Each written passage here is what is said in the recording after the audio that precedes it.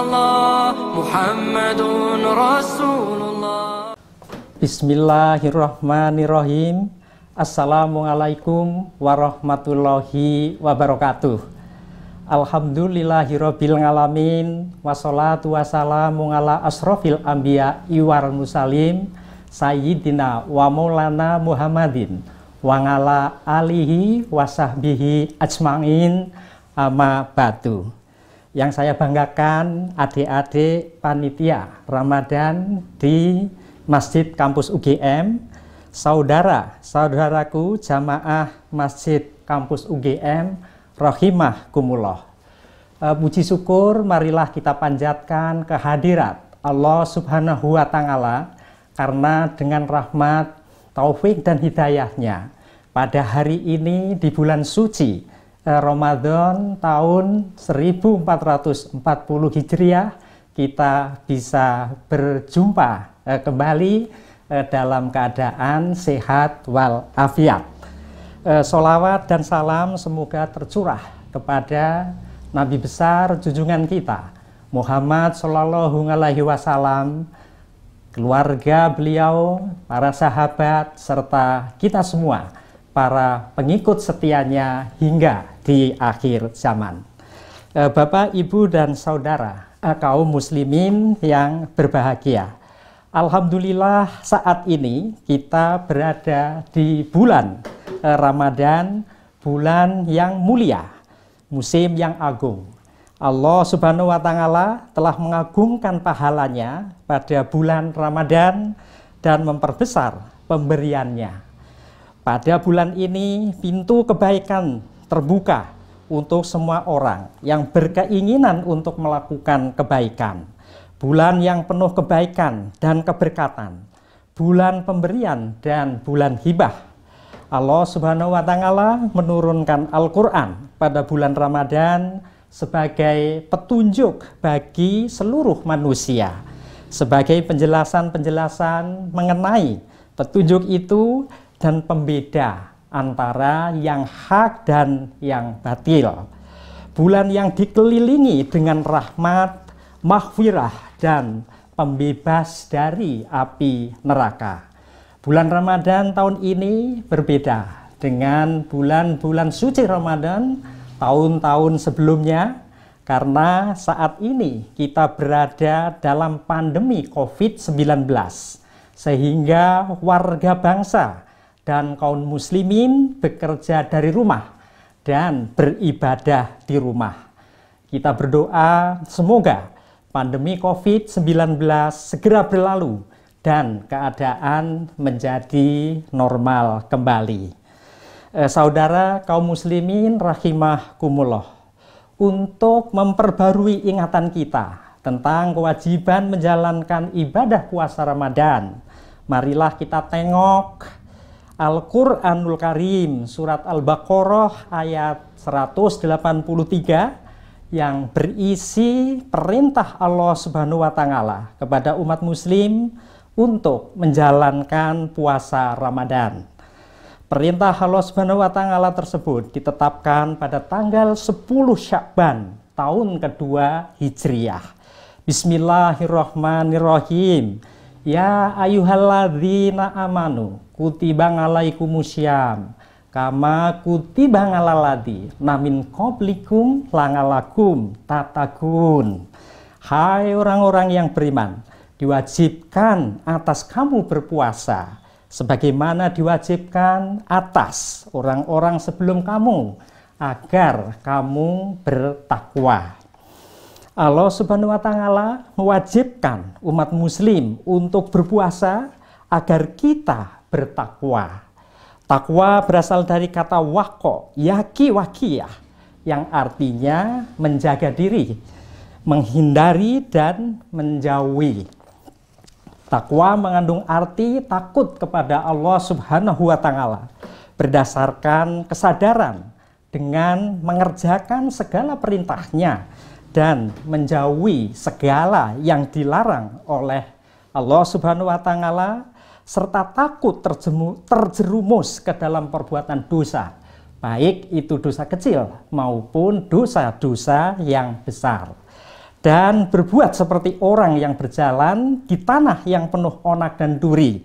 Kita selalu waspada pada apa yang kita lihatnya.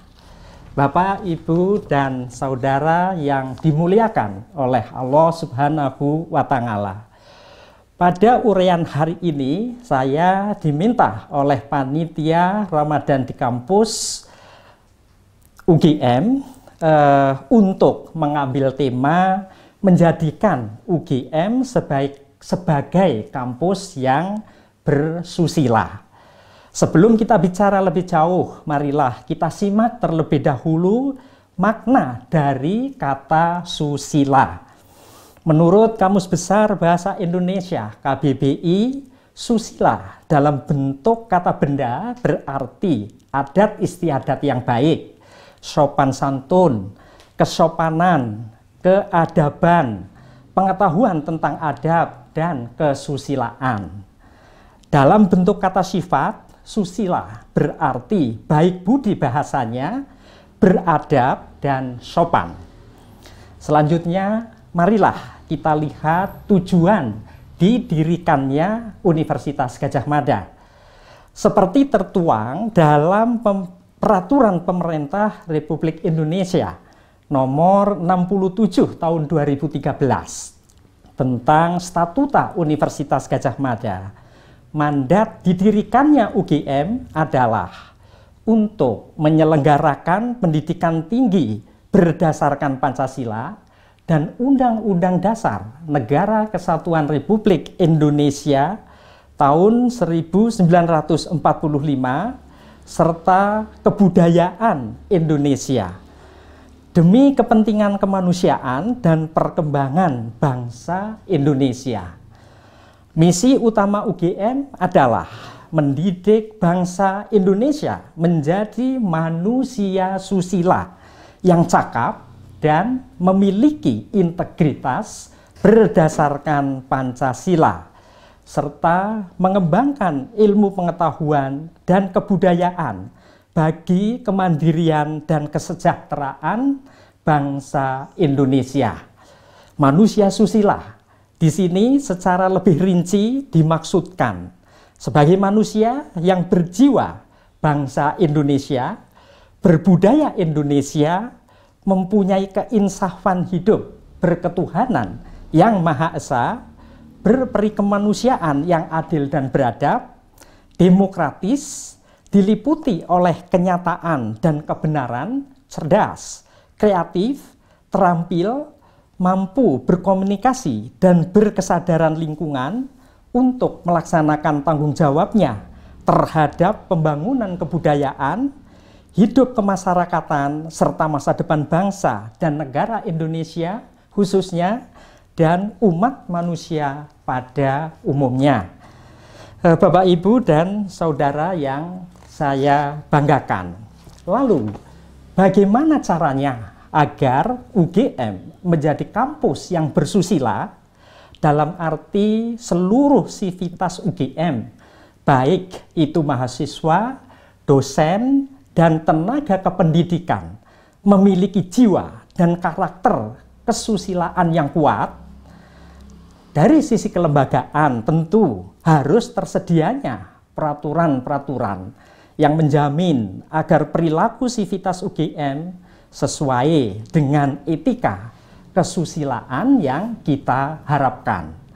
Dari sisi pendidikan dan pembelajaran bagi para mahasiswa diberikan materi-materi terkait kesusilaan dan didorong tumbuhnya kegiatan-kegiatan ekstra dan co-kurikuler untuk menumbuh kembangkan karakter mulia para mahasiswa.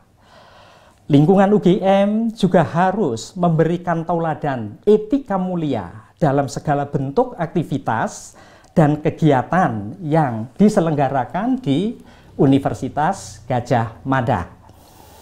Bapak, Ibu, jamaah Masjid Kampus Rahimakumullah.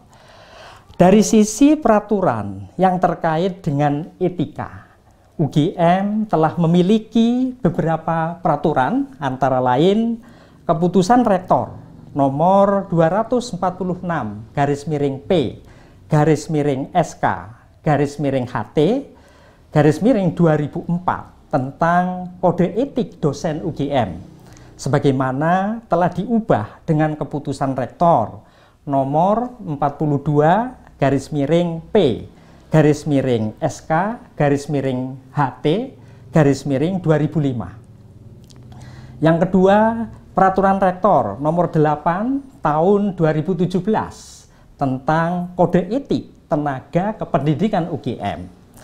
Yang ketiga, peraturan rektor nomor 711 garis miring P garis miring SK garis miring HT garis miring 2013 tentang tata perilaku mahasiswa UGM. Dan yang keempat adalah peraturan rektor nomor 1 tahun 2020 tentang pencegahan dan penanganan kekerasan seksual oleh masyarakat UGM. Terkait dengan pendidikan, pengembangan karakter dalam kehidupan sosial mahasiswa, termasuk di dalamnya adalah kesusilaan, dirancang dengan mengimplementasikan soft skill. Universitas Gadjah Mada mendorong dan memfasilitasi model dan metode pengembangan muatan soft skill dalam kurikulum yang diwujudkan dalam berbagai metode. Sejak mulai masuk sebagai mahasiswa baru dalam program Pembelajar Sukses Mahasiswa Baru PPSMB, diintegrasikan dalam mata kuliah, kegiatan ekstrakurikuler, kurikulum asrama di UGM Residen, program-program magang di industri, hingga implementasinya di masyarakat melalui kuliah kerja nyata, pembelajaran dan pemberdayaan masyarakat atau KKN PPM. Keseimbangan antara hard skill dan soft skill harus didukung dengan penyediaan ruang aktivitas sosial keagamaan agar kehidupan mahasiswa di bidang akademik dan sosial dapat seimbang. Keseimbangan hidup ini akan menghasilkan mahasiswa yang memiliki kemampuan lebih untuk berimajinasi, kreatif, dan berkolaborasi dengan individu lainnya, sehingga keterampilan sosial dasar, termasuk kesusilaan, menjadi bagian dari kehidupan mahasiswa sejak awal. Slogan yang pernah diusung dalam PPSMB UGM tahun 2018 adalah agar mahasiswa UGM menjadi sang juara.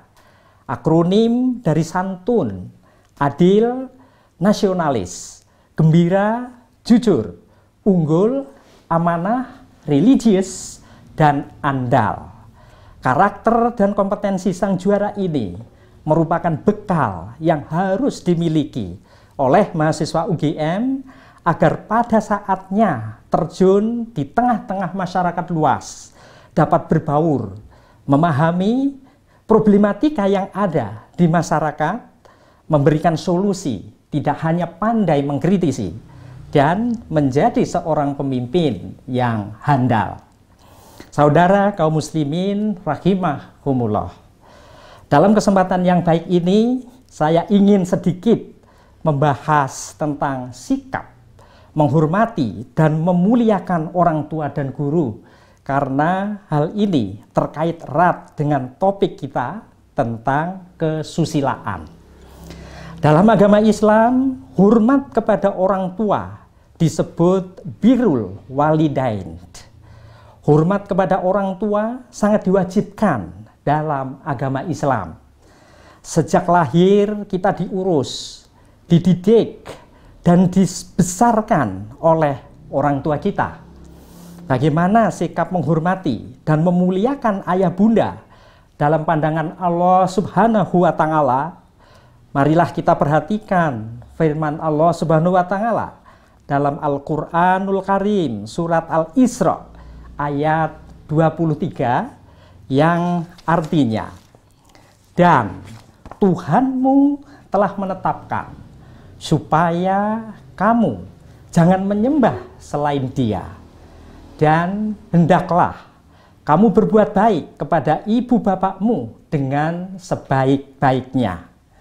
Jika salah seorang di antara keduanya atau kedua-duanya sampai berumur lanjut dalam pemeliharaanmu, maka sekali-kali janganlah kamu mengatakan kepada keduanya perkataan "ah", dan jangan kamu membentak mereka, dan ucapkanlah kepada mereka perkataan yang mulia.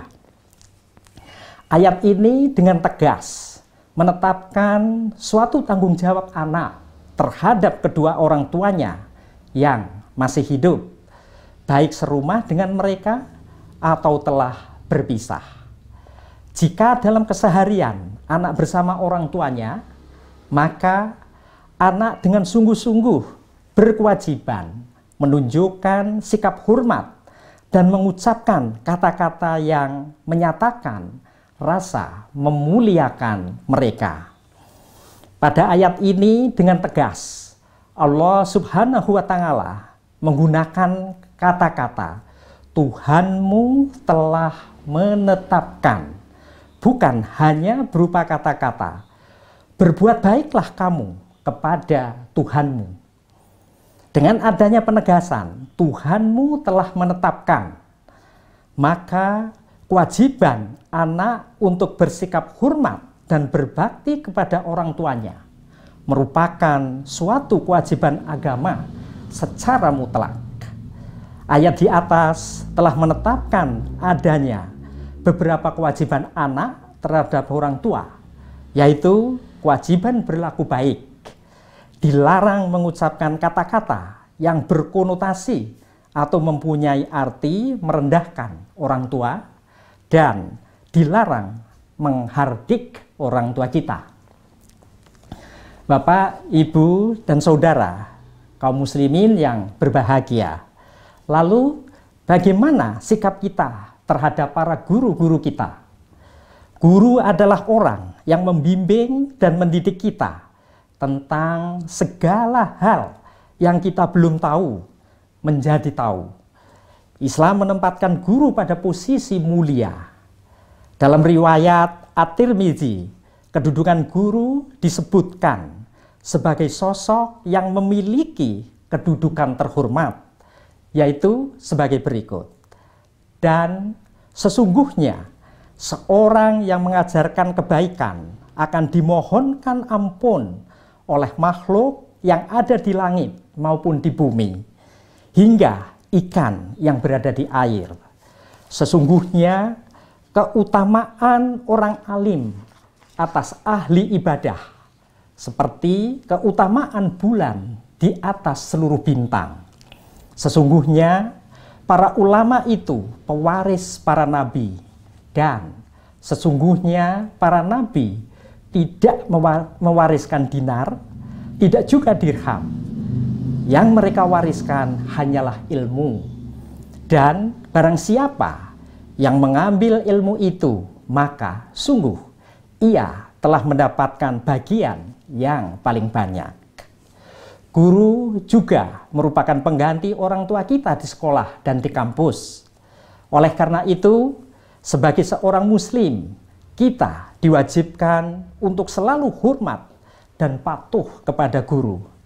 Islam mengajarkan para murid untuk menghormati para guru, sebab guru merupakan orang yang menyampaikan ilmu kepada para murid agar menjadi orang yang berguna bagi nusa, bangsa, dan agama. Sikap menghormati guru ini sejatinya telah dicontohkan oleh para sahabat Rasulullah di zamannya. Pada saat itu, para murid begitu hormat kepada guru-gurunya. Dalam sebuah kitab diterangkan, Umar bin Khattab menyampaikan, "Tawaduklah kalian, para murid, terhadap orang yang mengajari kalian." Tawaduk berarti memiliki makna rendah hati, tidak sombong, tidak angkuh atau merendahkan diri agar tidak sombong. Bapak, Ibu, dan Saudara yang dimuliakan Allah Subhanahu wa Ta'ala, dalam kaitannya dengan ibadah puasa Ramadan, maka banyak sekali nilai dan sifat-sifat baik dan mulia yang diperoleh dari menjalankan ibadah puasa Ramadan. Menahan makan dan minum dari waktu terbit fajar atau imsyak sampai terbenam matahari akan menumbuhkan rasa empati kepada saudara-saudara kita yang kurang beruntung dari sisi ekonomi, yang bahkan untuk makan dan minum pun mereka masih kekurangan. Hal ini selanjutnya akan menumbuhkan solidaritas sosial yang kuat untuk membantu saudara-saudara kita yang masih kekurangan. Di bulan Ramadan, Allah Subhanahu wa Ta'ala memerintahkan kepada umatnya untuk lebih banyak beribadah dengan sedekah, dengan cara memberikan sesuatu kepada orang lain. Ramadan dikenal sebagai Syahrul Ibadan atau bulan ibadah, di mana terdapat nilai ibadah yang tinggi serta semangat beribadah yang tinggi bagi umat muslim. Di bulan puasa, banyak umat muslim memberikan sedekahnya. Said bin Alid al-Juhani radhiyallahu anhu berkata bahwa Rasulullah Shallallahu alaihi wasallam bersabda, yang artinya, siapa memberi makan orang yang berpuasa, maka baginya pahala seperti orang yang berpuasa tersebut, tanpa mengurangi pahala orang yang berpuasa itu sedikit pun juga. Di bulan Ramadan, umat muslim dilatih dan diingatkan kembali untuk membangun empati, kasih sayang, dan solidaritas kepada sesama. Dan di akhir bulan Ramadan, sebagai pelengkap ibadah puasa, Allah Subhanahu wa Ta'ala memerintahkan umat muslim untuk membayar zakat fitrah kepada fakir miskin. Dengan demikian, ibadah puasa sejatinya mengandung proses untuk membangun rasa solidaritas. Sifat empati, kasih sayang, dan solidaritas pada dimensi yang lebih luas akan memperkuat kebersamaan dalam kehidupan berbangsa dan bernegara, yang pada akhirnya akan memperkuat persatuan dan kesatuan bangsa. Saudara-saudara jamaah Masjid Kampus rahimakumullah, demikianlah sedikit materi yang dapat saya sampaikan pada Ramadan kali ini untuk Masjid Kampus Universitas Gadjah Mada tahun 1441 Hijriah ini. Semoga bermanfaat untuk kita semua. Ada banyak kekurangannya, mohon dimaafkan. Yang benar datang dari Allah Subhanahu wa Ta'ala, dan yang salah, hilaf atau keliru datangnya dari saya pribadi. Akhirul kalam, subhanaka Allahumma wa bihamdika asyhadu alla ilaha illa anta astaghfiruka wa atubu ilai. Walahul muwafiq ila aqwa mitorik. Wassalamualaikum warahmatullahi wabarakatuh. La ilaha illallah Muhammadun Rasulullah.